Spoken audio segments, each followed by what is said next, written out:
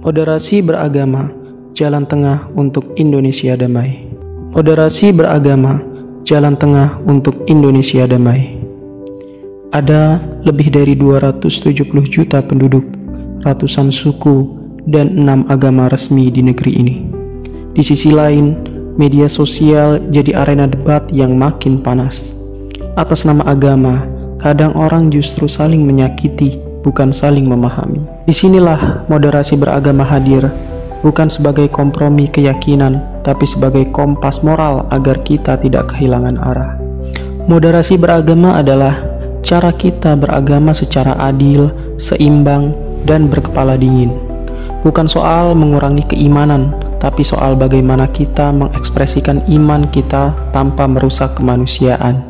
Ini bukan tentang mencairkan prinsip agama, tapi menghindari dua kutub ekstrim, yang terlalu keras sampai menolak perbedaan, dan yang terlalu longgar sampai kehilangan identitas. Indonesia ini negara majemuk, dan kemajemukan itu bukan beban, tapi anugerah dan kekuatan. Tapi tanpa sikap moderat, kemajemukan bisa jadi celah konflik. Karena itu, moderasi beragama adalah strategi kebangsaan yang menyatukan nilai iman dan nilai kebinekaan.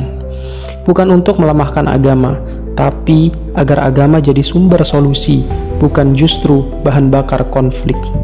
Ada 4 prinsip utama dalam moderasi beragama.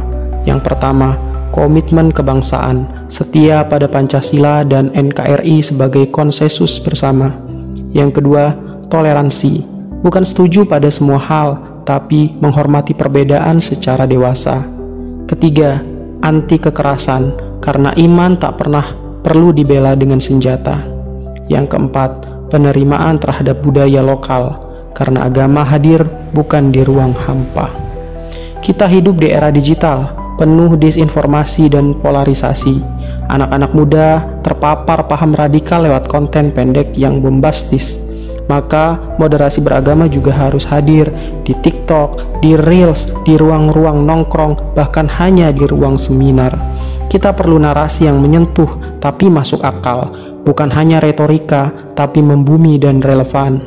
Ada anggapan keliru, seolah jadi moderat itu setengah hati, padahal justru butuh keberanian untuk bersikap adil di tengah tekanan.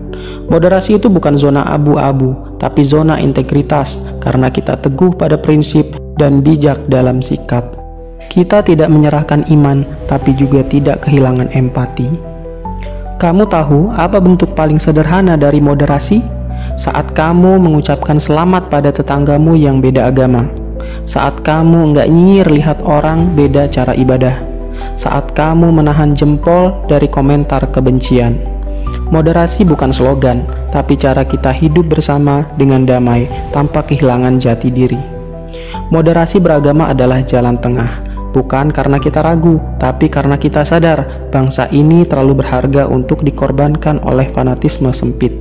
Mari jadi generasi yang beriman dan berperadaban, yang kuat dalam akidah, santun dalam pergaulan, dan cerdas dalam menyikapi perbedaan. Moderasi beragama, jalan tengah untuk Indonesia damai.